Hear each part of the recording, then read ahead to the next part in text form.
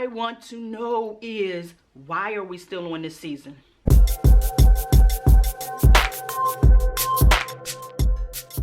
Welcome back, Random TV Reviews, your girl Annette. I'm sorry y'all, I'm a little late, just got back into town. All right, y'all know I didn't come through last week. I know some of y'all been asking where I was at. I'm gonna be honest with you, if they didn't give me nothing, I can't give it to you. So, but let me go ahead and quick cap that real quick. Only the part that was important. Phaedra is wrong as, first of all, that girl was not celebrating the breakup of a home. Your home was already broken up. She didn't do that. Yes, can you have some fault in flirting with your husband, but your husband been doing dirt, She had nothing to do with that daggone divorce. And she was not celebrating the ha, you got a divorce.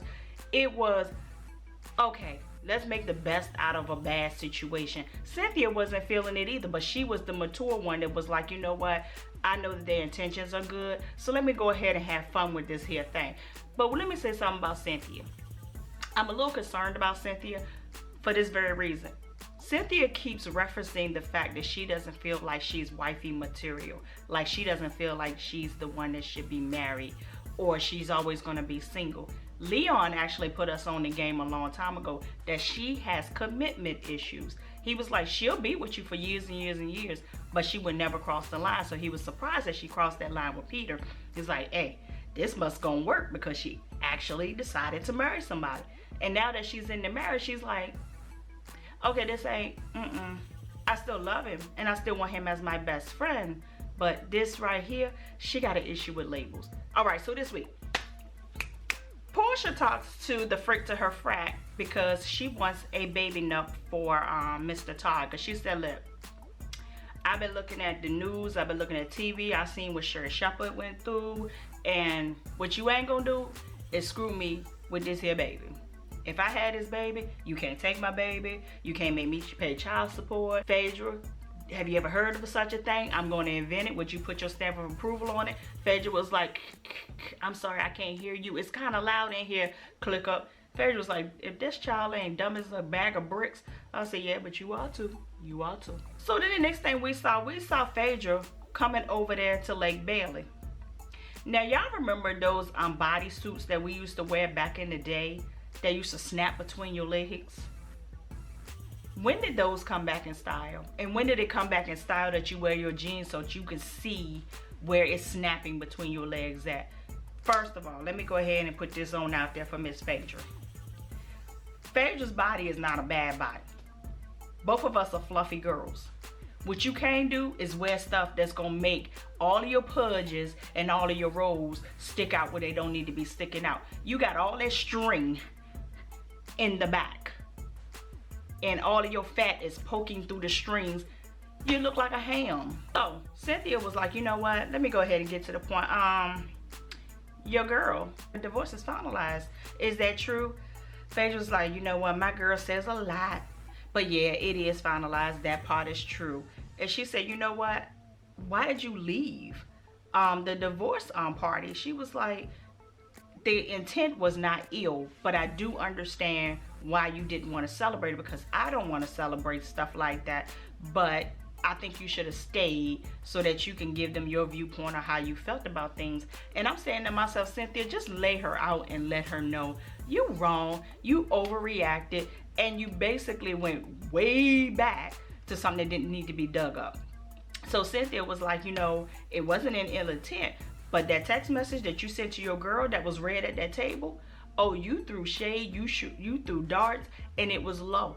Phaedra said, I don't think I did anything in an ill intent, and I think that was a really light-hearted text message that I sent. Phaedra, I'm not doing that with you tonight. So Todd comes over to what's your name? Portia's house. Portia was like, listen, I know I look good and everything, but baby, I got something to present to you. She said, I got this baby Nup that I want to present to you, because at the end of the day, if we don't get married and I get pregnant before we get married, I want this baby to be all mine. I want the rights to do what I want to do. I want to have an Instagram family. I want to have an Instagram page for him. I want his own Snapchat filter. I need all of that. Todd went to reading that daggone baby Nup, and it looked like it was a daggone mortgage document. It was pages on pages on pages on pages. And Todd said, listen, this is extortion. She put in there like 30% of your earnings. And I said, oh, that's easy. He ain't got no money, so 30% of zero is zero. He said, basically, you can take my child and go to Afghanistan.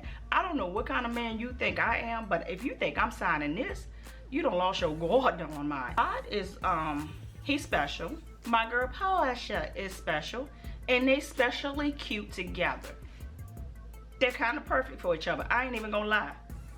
But he was extra today. Was he drunk? Was he on something, like his eyes was rolling?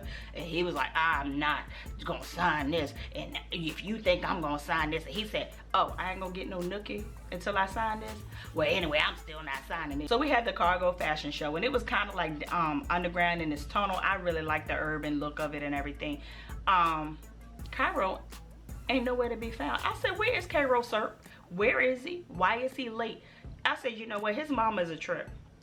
I said, I believe his mama made him late on purpose because he ain't getting compensated the way she wants him to be compensated.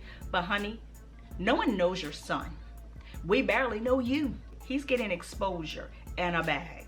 Take it and go sit down. Cairo is late. He finally gets there. They have to rush him into makeup and all of that good stuff. And Cynthia's partner was like, Sheree, why your son was late? Oh, he was only 10 minutes late. She told me, he trying to come for me. Do you know that this can make or break this boy's future endeavors if he wants to really take this modeling thing serious? I said, you know what? Don't even worry about it. It must be hot as heck up in there because she fanning with a paper plate and Bob is over there just sweating syrup. When Kyra walked out there, I said, okay, I see you. And Kenya seen him too. She was looking like, potential. I like them young. But overall, I think that the fashion show was really, really nice. Of course, what's the name? Noelle, she's gonna kill it. You know, she got the best trainer in her own house.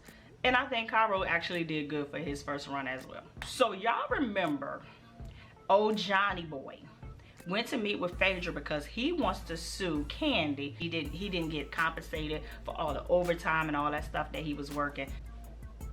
You knew what you were signing up for. But anyway, Phaedra decides, instead of just giving him a reference, a referral, and sending him on his way, she still wants to be hands-on with this whole thing. And she tries to sweeten it up by saying, he came to me for legal advice. And as a lawyer, I have the obligation of following this thing through to the end. That's a lie. This is personal. This is real personal. So Johnny's talking about she stole the idea for the restaurant. She stole the idea for the play, and I want my money.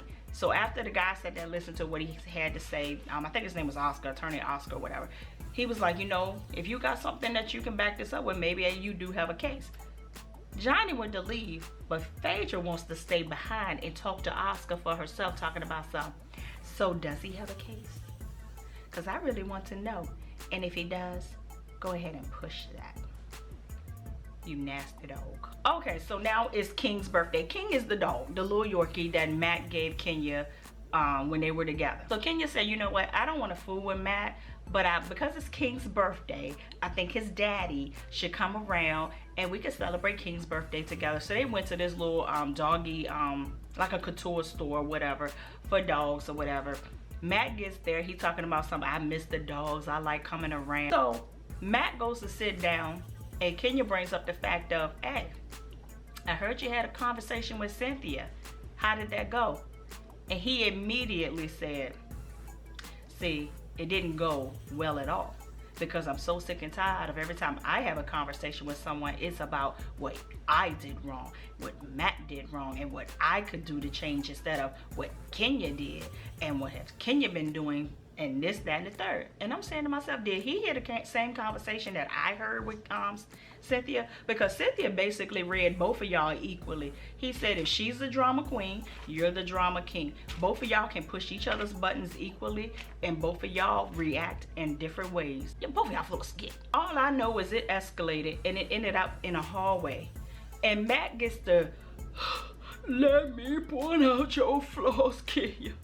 You do everything to me, and you the only person that I care about in this world. You just don't know. If these cameras weren't around, I would hit you right now. But even with the cameras around, I still might do it. And I'm sitting here like, I'm so glad these cameras are around, because at this moment, we've seen crazy Matt, but this was a different crazy Matt. And she was like, you know what, Matt, I can't keep doing this with you. Every time I have a conversation with you, you spaz out of control, you get emotional, you do this, you yelling. He said, you wanna know why I do this? Because you won't say you're sorry.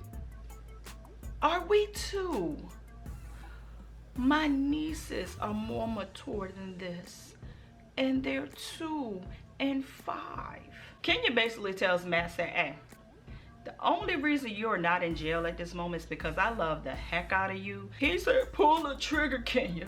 Pull the trigger. Do what you need to do. Ruin my life. Do what you need to do. Go and find that guy that's going to make you happy and that's going to make you whole and make you complete, because I must not be that guy. But if you send me to jail, you're going to be in that house and you're going to be lonely. She said, so Matt, so you think that I don't have options? You think you my only option, that I sit around waiting for you to come like I ain't got knuckles? He said, where they at? Where they at? Don't act like we didn't have sex in my truck 2 nights ago. So where all these dudes at, since you got so many options? I said, ooh, that just means she's familiar with you. So basically they ended off with Kenya saying, look, I can't be with you no more. All of this right here, I can't deal with it no more. I got to go, deuces. And he said, you know what? Go what makes you feel good. Go find that man that makes you whole. I'm so sick of this show. I don't know what to do. I'm so ready for the reunion. But next week is when Apollo's fiance gonna step up on the scene, and we're gonna see what she working with. Right from the VA, the dirty, dirty South. 2 up, 2 down.